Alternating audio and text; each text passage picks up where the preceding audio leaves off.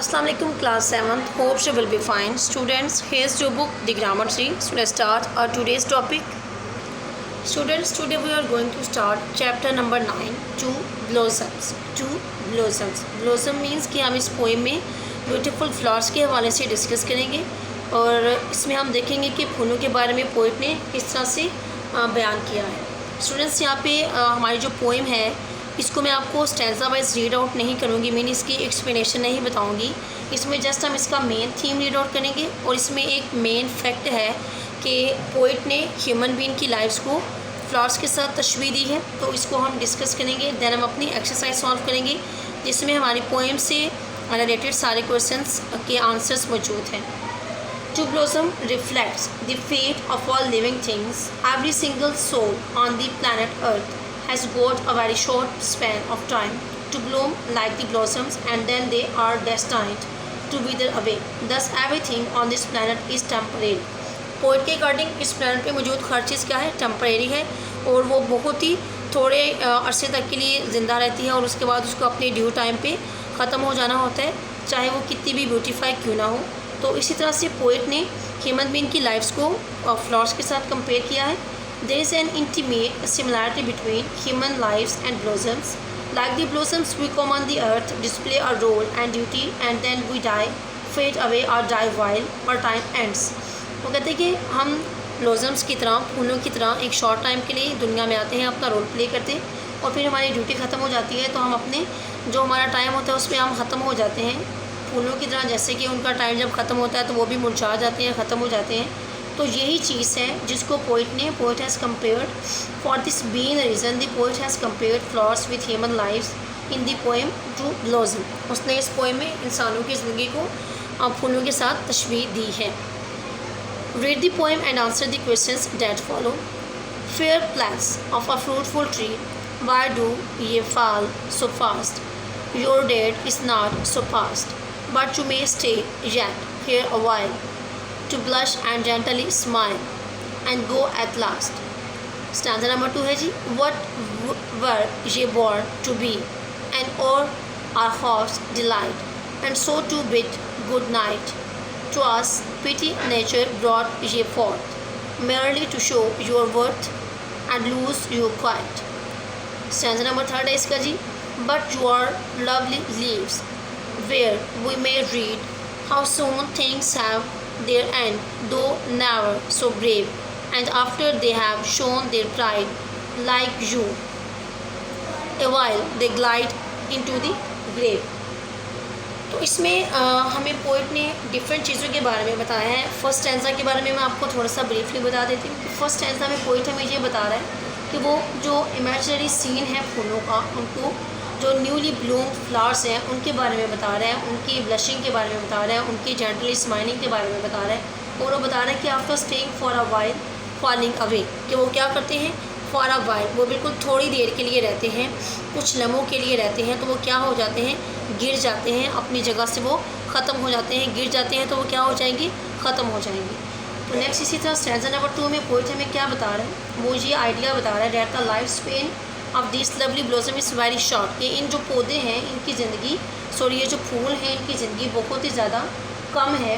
ये दुनिया में आते हैं, जॉय को मतलब कि खुशी फैलाते हैं और बहुत थोड़ी देर के लिए ये ज़िंदा रहते हैं और फिर इस दुनिया को खुदा हाफिज़ कह देते हैं।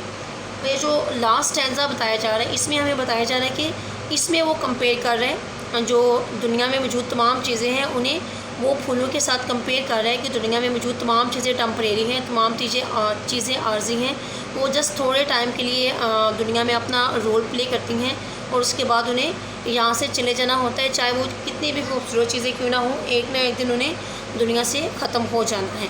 Okay students, next come on page number 54।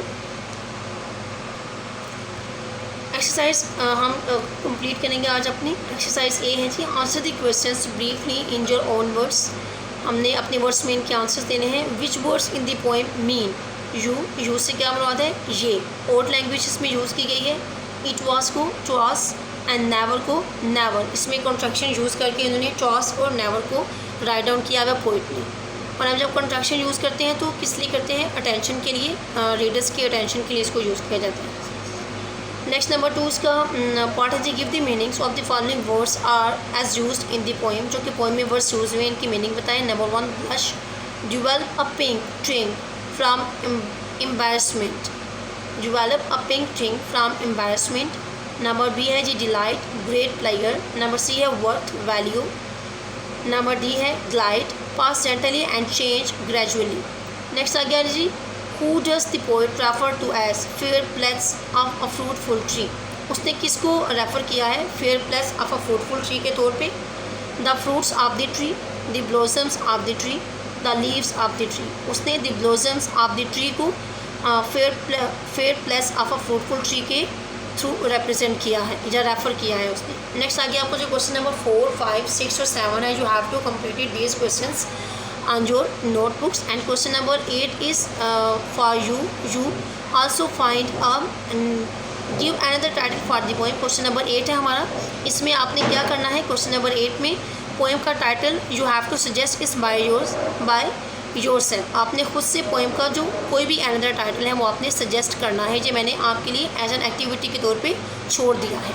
Okay students, next मैं आपको बताती हूँ कि आप अपने क्वेश्चंस बाकी हैं जो 4, 5, 6 हैं उसको अपनी नोटबुक्स पे कैसे कंप्लीट करें। First of all write down the chapter name, chapter 9, topic two blossom, focus है हमारा question answers. Question number 4, how does the poet create a mental picture of the flowers and their short life in the first stanza. First stanza में poet है जो फूलों की जो mental condition है या मेंटल पिक्चर है उनकी और उनकी शॉर्ट लाइफ के बारे में कैसे बात करें। In the first stanza, the imagery is that of newly blossomed flowers, blushing and smiling gently, and after staying for a while, falling away। कि वो क्या करते हैं, खिलते हैं, थोड़ी टाइम के लिए मुस्कुराते हैं, ब्लश करते हैं और वो कुछ ही लम्हों के बाद क्या होते हैं, ख़त्म हो जाते हैं, एंड फॉलिंग अवे। ये आपका आंसर है, इसको आपने अपनी नोटबुक पे कंप्लीट करना है, इसको एक बार दोबारा आप ध्यान से देख लेंगे। नेक्स्ट आगे क्वेश्चन नंबर 5 है हमारा, how does the poet convey the idea that the life span of these blossoms is very short in the second stanza। Second stanza में पोइट कैसे हमें बता रहा है कि जो फूल हैं उनकी ज़िंदगी बहुत थोड़ी है। In the second stanza, the poet conveys the idea that the lifespan of these lovely blossoms is very short by saying that they were born to spread joy in this world। कि वो पैदा होते हैं इस दुनिया में खुशी को फैलाने के लिए, for an hour or half, सिर्फ एक घंटे के लिए या आधे घंटे के लिए, and then bid good bye, और तब वो हमें क्या कहते हैं, खुदा हाफिज़ कह देते हैं, हमें गुड बाय कह देते हैं। ओके स्टूडेंट्स, यहाँ तक क्लियर है आपको। क्वेश्चन नंबर 5 एंड 4 को मैंने रीड आउट करके बताया आपको इनके आंसर्स। नेक्स्ट आगे आ जाए क्वेश्चन नंबर 6 पे। क्वेश्चन नंबर 6 है जी, why does the poet feel sad when he looks at the flowers falling from the tree. Poet उदास क्यों हो जाता है जब वो फूलों को दरख्त से गिरते हुए देखता है। The poet feel sad at the short life span of a beautiful flower. वो एक खूबसूरत फूल की बहुत थोड़ी ज़िंदगी पे उदास होता है कि फूल कितना खूबसूरत होता है लेकिन उसकी ज़िंदगी बहुत महदूद है। He feels that it is a pity that nature brings such a beautiful thing to show it worth and soon takes it away. वो कहते हैं कि ये बहुत ही हमदर्दी वाली बात है कि नेचर हमारे सामने या कुदरत हमारे सामने कितनी खूबसूरत चीज़ लेकर आती है जो कि अपनी खूबसूरती पूरी तरह से दिखा भी नहीं सकती और वो ख़त्म हो जाती है। नेक्स्ट आगे हमारा क्वेश्चन नंबर 7 है students, what lesson does nature teach us by portraying the short life of the beautiful blossoms. इन फूलों की जो थोड़ी सी ज़िंदगी है इसको पोर्ट्रेट करके नेचर हमें क्या लेसन देना चाहती है। By portraying the short life of beautiful blossoms, इन फूलों की जो खूबसूरत फूल हैं इनकी ज़िंदगी को पोर्ट्रेट करते हुए नेचर टीच ह्यूमन बींग्स अ वैल्यूएबल लेसन। वो इंसानों को एक वैल्यूएबल लेसन दे रही है। Everything on the earth has an and ultimately, आखिरकार ज़मीन में या अर्थ पे पाई जाने वाली तमाम चीज़ों का एक ना एक दिन खात्मा हो जाना है। We should realise how soon things come to an end like the flower. हमें इस चीज़ को रियलाइज़ कर लेना चाहिए कि एक फूल की तरह चीज़ें कितनी जल्दी अपने अख्ताम तक पहुँच जाती हैं। हो ever splendid they might be, चाहे वो कितनी ही शानदार, कितनी ही खूबसूरत, कितनी ही ब्यूटीफुल क्यों ना हो, आखिर एक ना एक दिन उन्हें ख़त्म हो जाना होता है। ओके स्टूडेंट्स, ये थे हमारे क्वेश्चन आंसर्स जो कि आपने नोटबुक्स पे कंप्लीट करने हैं और क्वेश्चन नंबर 8 को आपने खुद सॉल्व करना है। इसका मीन पोएम का न्यू टाइटल आपने खुद से फाइंड आउट करना है। नेक्स्ट आगे हमारे पास एक्टिविटी आ रही है। एक्टिविटी इसमें हमारा क्वेश्चन नंबर बी आ रहा है। Alliteration is the repetitive occurrence of the same consonant sound from the poem give lines that have alliteration of the following sounds की एक जैसी साउंड्स की जो रिपीटेशन होती है उसको हम एलिटेशन कहते हैं। पोएम में से ऐसे वर्ड्स फाइंड आउट करें जो कि सेम साउंड के साथ एलिटेशन वाली साउंड एलिटेशन जिससे हमें एलिटेशन मीन के फाइंड आउट करनी है हमने एलिटेशंस को। नंबर 1 है जी एफ से fair place of a fruitful tree. Number 2 है जी एच से एन और खौफ्स डिलाइट। ये 2 लाइन्स हैं आपकी जो एलिटेशन बना रही हैं, इसको आप राइट डाउन करेंगे अपने बुक्स पे। एक्सरसाइज सी है mention any 3 adjectives use in the poem. 3 adjectives बताएं जो कि पोएम में यूज़ हुए हैं। नंबर 1 है जी फेयर, नंबर 2 फ्रूटफुल और number 3 lovely. Okay students, clear हो गया यहाँ तक। आज का हमारा जो टॉपिक था इसमें हमने यूनिट नंबर 9 को डिस्कस किया। इसमें हमारी पोएम है टू ब्लॉसम, इसको हमने पोएम को रीड आउट किया, देन हमने एक्सरसाइज को कंप्लीट किया। इसमें से क्वेश्चन नंबर 4, 5, 6, 7 अपनी नोटबुक्स पे कंप्लीट करने हैं। बाकी इसका 1, 2, 3 and activity part B C आपने अपनी बुक्स पे कंप्लीट करना है। And also you have to learn the exercises. Okay students, take care of yourself and अल्लाह हाफ़िज़।